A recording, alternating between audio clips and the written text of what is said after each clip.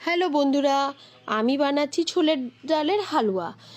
আর ছোলার ডালের হালুয়াটা আমি বানাবার জন্য আমি এটা রেসিপিটা দেবো বলে আমি কালকে লাইভে কিন্তু আমি বলেছি। আর এটা ভালো করে দেখুন, একটু স্কিপ করবেন না, তাহলে বুঝতে পারবেন না, ঠিক আছে? আর আমি ভালো করে ভিজিয়ে রাখার পরে ধুয়ে নিয়ে আমি ভালো করে মিক্সি করে নিয়েছি, দেখুন। ঠিক আছে, এবারে আমি এই হালুয়ার মধ্যে যে আমি বাদামটা ইউজ করছি ওটা হচ্ছে পেস্তা বাদাম। হ্যাঁ, এই পেস্তা বাদামটাকে আমি লম্বা লম্বা করে সুন্দর করে কেটে নিয়েছি। হ্যাঁ, আমন্ডে ইউজ করতে পারেন, কিন্তু আমি এখানটা দিচ্ছি পেস্তা বাদাম। এরপরে গন্ধটা সুন্দর যাতে হয়, শুধু ঘিয়ের গন্ধ ছাড়লে তো হবে না, কেন আমি এই রেসিপিটা পুরো ঘি দিয়েই বানিয়েছি। চলুন দেখি আরও। হ্যাঁ, এবারে ওই ভালো করে এলাচের দানাগুলো এলাচ থেকে আমার মেয়ে বের করে দিচ্ছে প্রত্যেকটা, একটাও কিন্তু ও ছাড়েনি। ও বেচারা যতক্ষণ একটুকুনি সময় পেয়েছে একটুকুনি আমাকে হেল্প করলো, দাঁড়িয়ে দাঁড়িয়ে অল্প করে দিল ও আমাকে।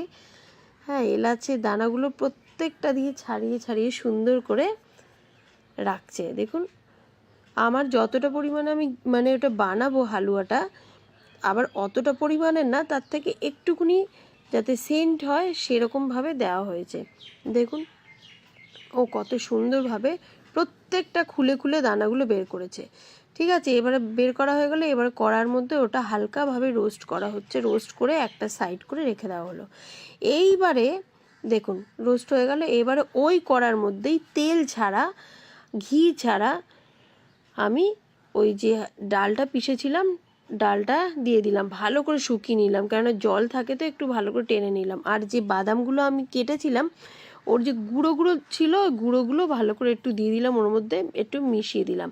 তারপরে আমি ঘি দিলাম, দেখুন আমুলের এটা তাজা ঘি, খুব সুন্দর ঘি জানেন। ওই ঘিটা দিলাম, আর ঘি আমি প্রায় অনেকবারই দিয়েছি, আর অনেক করে, কারণ এই হালুয়া বানাতে গেলে ঘি একটু বেশি লাগে। অনেকে ঘি দেয় না, ডালদা দেয়, কিন্তু আমি ঘি ইউজ করেছি। আর 1 কাপ দুধ, দুধ ছাড়া তো হালুয়া হয় না। তারপরে ভালো করে নাড়তে হবে সুন্দর করে, যাতে একটা জায়গাও বসে না যায়। তারপরে আমি দিলাম চিনি। চিনিটা আমি গুঁড়ো আগে দিয়ে আমি করে রেখেছিলাম। আমি আমার মিষ্টি খুব বেশি না কমও না, আমি আমার পরিমাণ মতো মিষ্টি দিলাম, স্বাদ মতো। আবার খুব কম হলে বাজে লাগে হালুয়াটা, এই জন্য আমি ওরকমভাবেই আমি মিষ্টি দিয়ে তারপরে আমি এলাচের যে হালকা হালকা গুঁড়ো করেছিলাম, একটু গোটা একটু গুঁড়ো, ওইটা ওর মধ্যে দিয়ে দিলাম।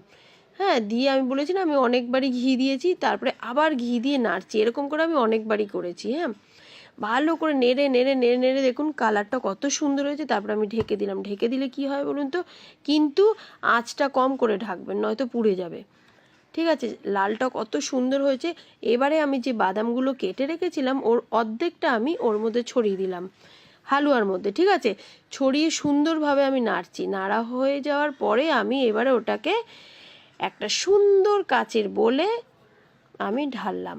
এবারে ওইটা যে অর্ধেকটা বাদাম আছে ওই ডেকোরেশনটা আমার মেয়েই করছে, ও কেননা ও ভালো ডেকোরেশন করে। কত সুন্দর দেখুন, কেমন লাগলো অবশ্যই কিন্তু জানাবেন, আর বাড়িতেও আমার মতো এরকম বানাবেন, টেস্ট লাগবে। টাটা।